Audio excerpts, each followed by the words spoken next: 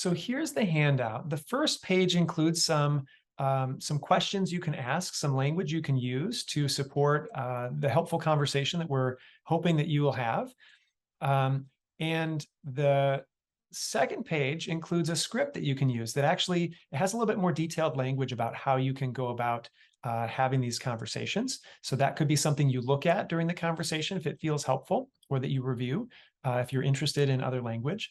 And then the third page is a guide for therapists, and it talks about kind of the rationale for why we do this conversation. It talks about some of the challenges or pitfalls and how to manage them. And it includes some resources where you can learn a little bit more about these topics. This handout is the product of a collaboration between myself and many others, including my colleague Minu Rana Stewart, the leadership team of the CBT Plus Training Initiative and the FAST Training Initiative, and some other colleagues, and lots of clinical supervisors and providers across the state of Washington in many different settings.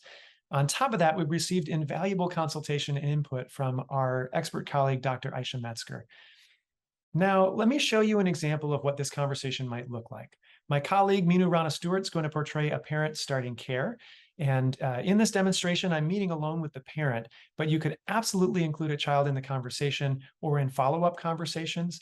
And if your patient's an older child or teen, it's likely you'll want to have this conversation directly with them. Okay.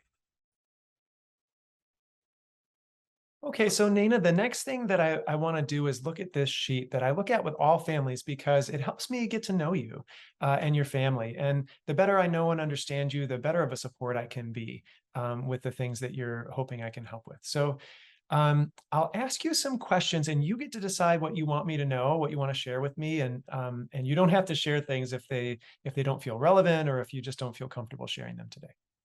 Okay. So first, I'm curious if there's an ethnic group or a cultural group that you identify with or you feel like your family's a part of. Well, I would say our family is multi-ethnic or multiracial. I'm Indian American. My husband is African American, and so that means our boys, including Nasim, are multiracial. Okay. All right. Thanks for sharing that. And are there religious or spiritual beliefs that are important to your family that would be helpful for me to know about? Well, I would say our family identifies as Christian. Like, I guess if we were asked about our religion, we're not super religious in terms of like going to church and engaging in structured religious activities, but we do things like, we pray before dinner. Mm-hmm. Yeah. And then, then there's my side, right? That I'm my parents are Hindu, and so I grew up with a lot of Hindu beliefs and traditions. And I wouldn't say I really celebrate them, traditions or celebrations a lot, but they're there. They're things that I think about. They're things that my kids know about them. Nasim does. Yeah. Okay. Okay. Well, thanks for sharing that. And I hope that anytime that it feels like it's important to whatever we're talking about, or if that could be a source of strength, in coping, or just feels like it'd be important to talk about, that you wouldn't hesitate to bring it into our conversations. Okay. And you've shared a bit about the sort of multi-ethnic, multiracial sort of identities that your family holds. And maybe we sort of covered this, but in terms of race, are there words that you like to use, or that the people in your family would use to describe themselves? Well, if we're talking about race, I guess I would say, my husband is Black. Mm-hmm. I guess technically I'm Asian, although, I'll be honest, when people ask me about my identity, I revert to my ethnicity. I say I'm Indian American. Like I said, my kids are multiracial, but Nat, let's be real, they are young Black boys. That's the way society sees them. Okay. Yeah. Well, that is so important, I think, for understanding the world as your family and as your boys experience it. So thank you for sharing that with me. We'll maybe get into this a bit more. I hope this is something we talk more about. But In terms of my next question, gender, I also like to ask if there's anything that's important for me to know about gender of people in your family, about pronouns they prefer to use, or anything along those lines. No, mom, dad, 2 boys. That's about it. Okay. All right. And then sexual orientation or who people are attracted to, is there anything that feels important to tell me about that? Um, we're all straight. That's how we are in our culture. I don't know. Can we skip over this? Yeah, sure. I'm glad you said that, because we can skip over any parts of this that feel like they don't feel relevant, or that you're don't want to talk about today, especially because you're just getting to know me. Well, for this next one, family history or values, I guess I just like to invite people to tell me anything that feels important about your family's history or values that are really important to you. So I think I mentioned, even though our kids are multiracial, we're very keenly aware that a lot of people in society view them as Black. And so there's a lot of education that we have to do at home to prepare them for what it means to be young Black men in this world, because they're not going to get that education anywhere else. Schools aren't going to teach them. So that's important. And then an interesting thing about Nassim, so I am a daughter of immigrant parents. And so growing up, I had my own kind of cultural conflict. And I think there was a period of my life that I rejected some of my Indian side, and I'm kind of coming full circle and learning to embrace and balance the best of both worlds. But Nassim, he is super interested in learning as much as possible about his Indian heritage. I think it's wonderful. So it makes me happy that even though I think some of society, not all, views him a particular way, he knows he's more than just that. Yeah. Wow. Well, I'm hearing that you are so thoughtful in your family about being a guide to your sons and to preparing them for the world. And it's really cool that it seems like he really seeks that out from you. Yeah, he's a neat kid. So I don't know if there's anything else about family history or values or other background about your family, or who you are, that feels like it would be important for me to know about today. So about Nassim, we've talked about, how he's so shy and quiet. Um, he's he's the younger of the 2 kids, and I wondered if that has to do with why he's so shy and quiet. Like, I feel like maybe we've always done everything for him. Like, I don't know. I'm not going to come up with the reasons, but I've wondered if like his placement in the family has something to do with that.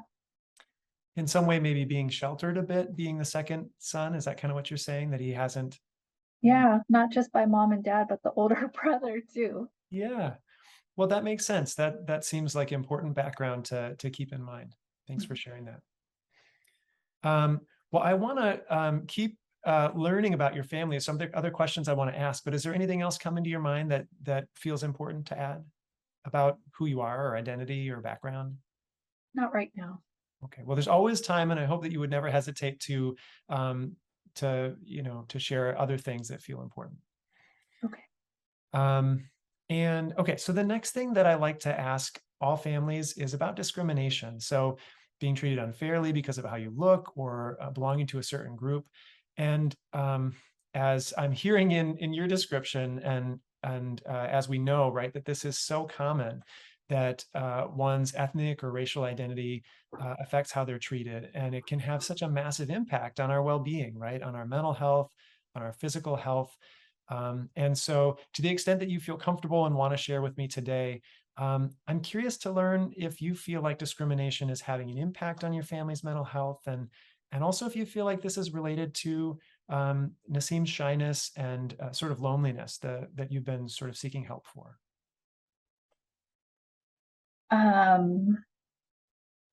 Well, yes, we are a family of color.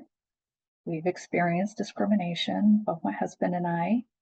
I would absolutely say both of the kids have experienced discrimination too. And I think Nassim is at an age where he understands what discrimination is for sure, but I think he might label some of his life experiences as discrimination. Is it affecting our mental health? Well, of course, it's a stressor. It's always there, right? Yeah. It's the world we live in.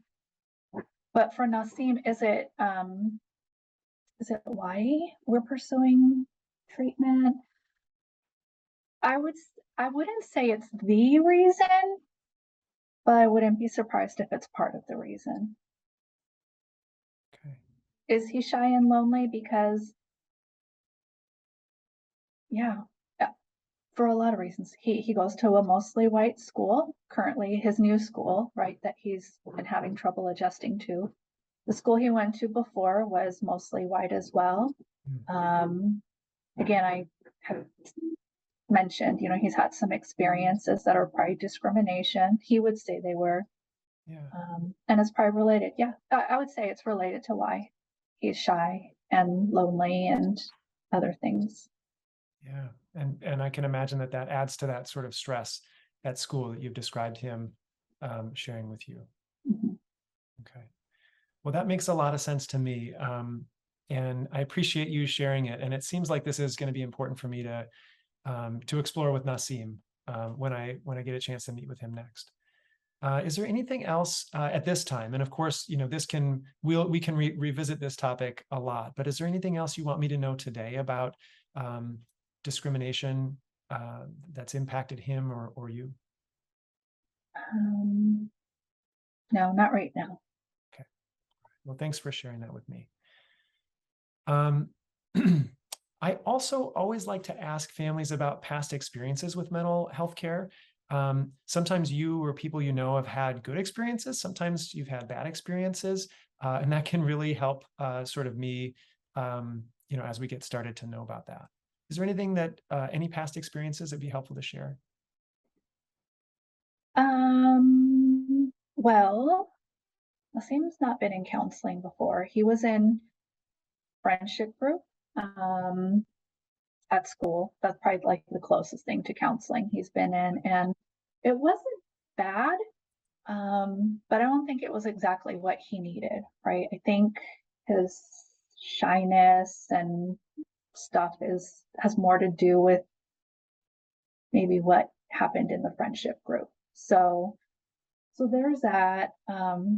But no, my husband and I went to counseling, marriage counseling early in our relationship, but it was through the church that we were a part of at the time. Uh-huh. I didn't think it was that great of an experience, personally for myself, because I felt like I was being told what to do based on the teachings of the Bible versus it was just rubbing against some other beliefs that I had. But other than that, no. And then, I'm sure you've heard this before, Nat, but there's like stigma in the communities that we're part of, like our racial and ethnic groups. There's stigma around mental health and getting mental health treatment. So there's that. But we're at a point where we have to get help for Nassim. We don't know what else to do. Well, I just appreciate you sharing that. I'm sorry to hear about the not so good experience you had with the counseling through your church. And I guess one thing I would say is if anything begins to rub you the wrong way, or if you feel told what to do, or that any of my advice runs counter to your beliefs, I hope that you would let me know. And that's never how I would intend to work with a family. And that my goal would be to find ways to really partner with you. And if I have advice that doesn't feel like it fits, maybe we can massage it, right? Or we can shift it so that we can still find something that feels like it would work for you or fit with your sort of beliefs or style. I guess the other thing I would say is that I just really appreciate you trusting me, at least, for today, giving this a chance, knowing that there is that stigma in the community. This is maybe something pretty new, and you may not know exactly what to expect. And if you have any questions or concerns along the way, I'm always happy to talk through those. And I hope that you'll find that this is helpful. Like I said, we gotta figure this out for Nassim. Yeah. Well, I do have some ideas already based on what you've told me, but I want to continue with a few more things on this sheet here, just because they're so important. And really the main thing left to do here is just to acknowledge that our backgrounds are different, right? Things like race, gender, life experiences can make a big difference in terms of people understanding each other. When it comes to counseling, it could lead me to make a mistake or to misunderstand you, or to give bad advice, just because our backgrounds are different, or I might not see things the same way. And I just want to let you know that if that were to happen, I hope that you would tell me about it so that I can fix it, so I can do better or grow. If it doesn't feel comfortable to give me the feedback that you're feeling inside, I have on the back of this sheet the phone number for my supervisor, and it would truly be a gift to me if you were to share directly some feedback that could help me grow. But also, if you wanted to share that feedback in some other way that felt more comfortable to you, that's one way that you could do that, and I would be grateful for it. We speak up, so good. we'll let you know. Okay. Well, so then, is there anything else coming to mind on this sheet that we haven't covered that you feel like we should cover today? Again, recognizing we can come back to any of this in the future. No, I appreciate you asking that question about discrimination. I think it's hard for people to ask that, but it's important. And I think for Nassim, it's important. And like I said, I believe it's part of the reason he's struggling. Okay. Well, I'll say that this comes up a lot in the work that I do with families. This is a common conversation to have. And I'm hopeful that a conversation with Nassim and that can be part of his treatment in a way that can be helpful. Thanks. Yeah. So one other thing I wanted to share that's at the bottom of this sheet is a QR code. Have you used a QR code before? Yes. Okay. So if you wanted to follow this QR code, if you're interested, there's a handout there. It's talks about strategies that caregivers can use, or parents, when their kids are dealing with racism, when racial stress or discrimination-related stress is part of their life, and parents are looking for ways to ideas for how to provide support. So if you're interested, you could follow that.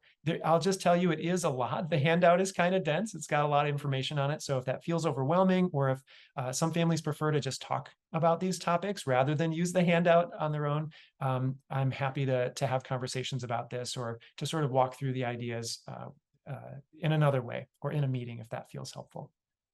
Okay. Yeah, I'll be happy to take a look. And it sounds like you're already so thoughtful and doing so much to support Nassim, and I can only imagine what a big difference that makes in his life. So there may be ideas that are new to you, and there may be things that it may or may not feel like they're new things, but I'd be eager to hear your reactions if you take a look. Okay. I would invite you to reflect on things you liked about that demonstration, as well as things maybe you didn't like or would do differently as the clinician. If you have any feedback for us, please don't hesitate to send it to us at fast@seattlechildrens.org. Thanks so much.